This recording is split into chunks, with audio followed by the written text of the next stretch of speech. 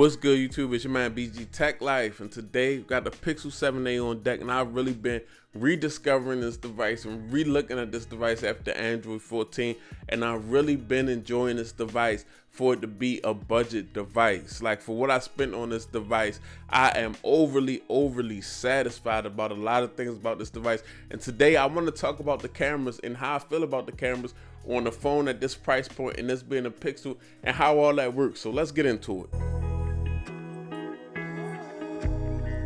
Okay, YouTube, let's just talk about smartphone photography for a minute. You see a lot of the pro devices coming from Apple, Google, Samsung, and they talk about things like raw photos, and you have an Apple iPhone, the conversation around the video is log and things of that nature. This is photography and videography that you get into when you're a serious photographer, when you're willing to take the time to edit these type of videos and photos after you take them. When it comes to point and shoot photography, taking a picture and getting the best aesthetic picture that can be had by Google's algorithm straight out the rear shooter, you can get that on the Pixel 7a, and that's what most people want. Because yes, you have some people that only take pictures on their smartphones. So if I gave this device to somebody that only took pictures on their smartphone, they would think it's really good and probably comparable to a DSLR, because these pictures look aesthetically really good.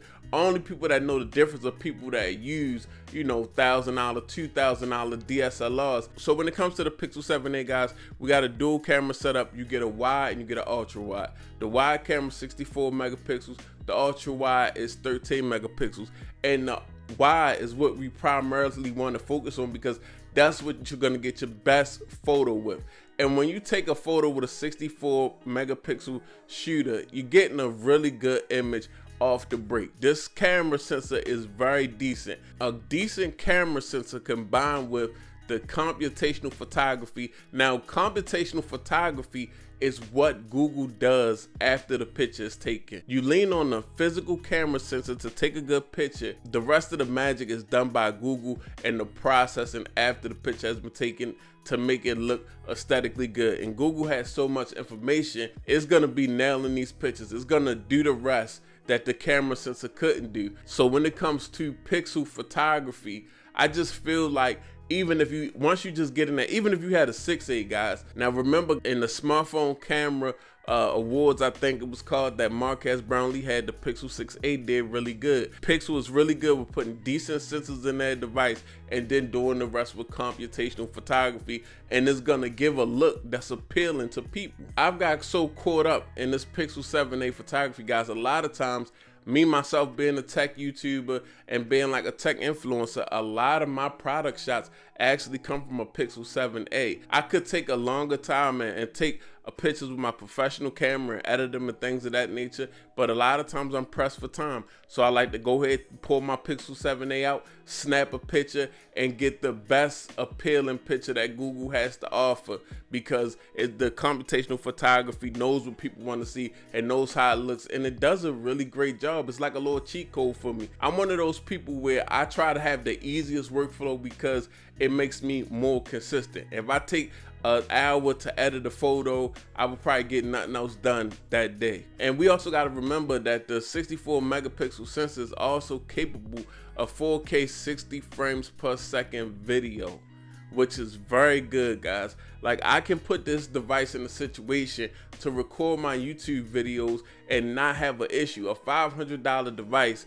I can actually record 4K 60, bring it to YouTube, and have it looking very aesthetically good using this device to unbox cases, to show off products. And I think that is dope. Now, we have to really realize that this thing is a real shooter, guys, when it comes to smartphone photography. When it comes to photographers that only really use smartphones and they just want the best picture aesthetically as soon as they take it, maybe with some light editing on the device, because you can do that. This is really an option, and you don't have to go pro level to get really great results. Google is shooting themselves in the foot at the same time, because If you put all of this in a Pixel 7a, if you can take these great pictures with a Pixel 7a, yes, the Pixel 8 Pro may have some different features and things of that nature, but 9 times out of 10, if I just like to take smartphone pictures, I'm just taking photography and things of that nature, I might not need all that extra stuff. If you want a device that you could pick up and just shoot some great pictures with and get some good 4K 60 frames per second video, and you're not doing too much after that, Pixel 7a is definitely a device that you should look at, and definitely a cheat code if you want to take some really great pictures and feel like you up there with the big boys with the DSLRs without spending a whole bunch of money. But I was just thinking, and I wanted to share that with you guys. Your boy BG Tech Life. I'm out. Peace.